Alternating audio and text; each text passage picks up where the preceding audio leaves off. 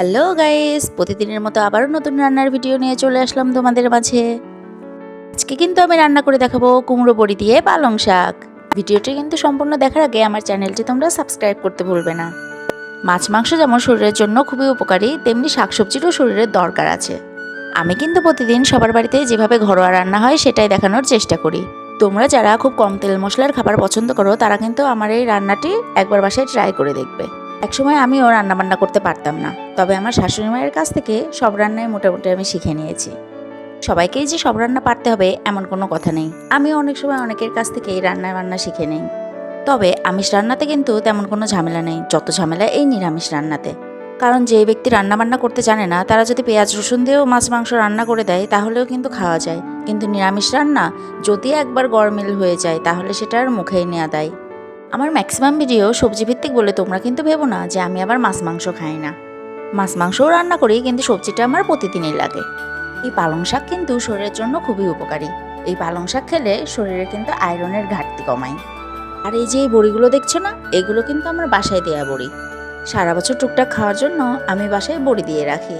পালং শাক রান্না করতে গেলে ঘরে থাকা কয়েকটি জিনিসই যথেষ্ট। তবে বড়িটা কিন্তু অপশনাল, তোমরা চাইলে নাও দিতে পারো। বেগুনগুলো কিন্তু আমি আগে থেকেই ভেজে রেখে দিচ্ছি, কারণ সব সবজির সাথে বেগুনগুলো ভাজলে বেগুনগুলো একেবারে গলে যাবে। বেগুন ভাজা হয়ে গেলে এবার তেলে 5 ফোড়ন, তেজপাতা ফোড়ন দিয়ে তাতে সব সবজিগুলো ছেড়ে দেব। এবার একটু নাড়াচাড়া করে তাতে দিয়ে দেবো হলুদ আর লবণ। তারপরে কি সবজিগুলো ভাজা ভাজা হয়ে গেলে তাতে দিয়ে দেবো পালং শাক কুচি। এবার একটু সামান্য পরিমাণ নেড়ে চেড়ে তাতে দিয়ে দেবো হলুদ আর লবণ। এতে করে শাকগুলো একটু মজেও যাবে। এবারে দিয়ে দেবো 2-1টা কাঁচামরিচ আর বড়িগুলোও ছেড়ে দেবো। এই যে শাক থেকে যেই পরিমাণ জল বের হবে তাতে করে বড়িগুলো সেদ্ধ হয়ে যাবে। আর বড়িগুলো এভাবে খুন্তির কোঁচা দিয়ে কেটে দিতে হবে, কারণ বড়িগুলো ভেঙে দিলে শাকের ভেতরে শাকটা খেতে অনেক মজাদার লাগে। শাক থেকে যে জলটা বের হয়েছে সেটা একটু শুকিয়ে গেলে আবার এর ভিতরে দিয়ে দেবো পরিমাণ মতো গরম জল। এবার একটু নাড়াচাড়া করে ঢেকে দেবো। কিছু সময় পর ঢাকনা খুলে দিয়ে দেবো চিনি আর পিঠুলো। এবার ঝোল ফুটতে দেওয়ার অপেক্ষা। পালং শাক কিন্তু আমি একেবারে শুকনো খাই না, একটু ঝোল ঝোল রাখি।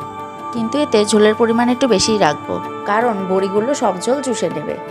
এবার কয়েকটা কাঁচামরিচ একটু গলিয়ে দেব, তারপর সামান্য নাড়াচাড়া করে ঝোল একটু টেনে আসলে নামিয়ে নেব। ব্যাস হয়ে গেল আমার বড়ি দিয়ে পালং শাক রান্না। অনেকেই হয়তো পেঁয়াজ রসুন দিয়ে পালং শাক রান্না করে খেয়েছো, কিন্তু বাড়িতে একবার এইভাবে নিরামিষ করে পালং শাক অবশ্যই ট্রাই করবে, দেখবে খেতে খুব মজা লাগবে। উফ, সেই টেস্টি ছিল। এই যে তোমাদেরকেই বলছি, তোমরা যারা আমার ভিডিওগুলো দেখো তারা কিন্তু লাইক কমেন্ট আর শেয়ার করো না, আর চ্যানেলটা কিন্তু সাবস্ক্রাইব করো না। প্রতিদিন নতুন নতুন রান্নার ভিডিও পেতে গুলগুল কিচেনের সাথেই থাকবে। ভালো থাকবে, সুস্থ থাকবে, লাইক কমেন্ট শেয়ার আর সাবস্ক্রাইব করে দেবে।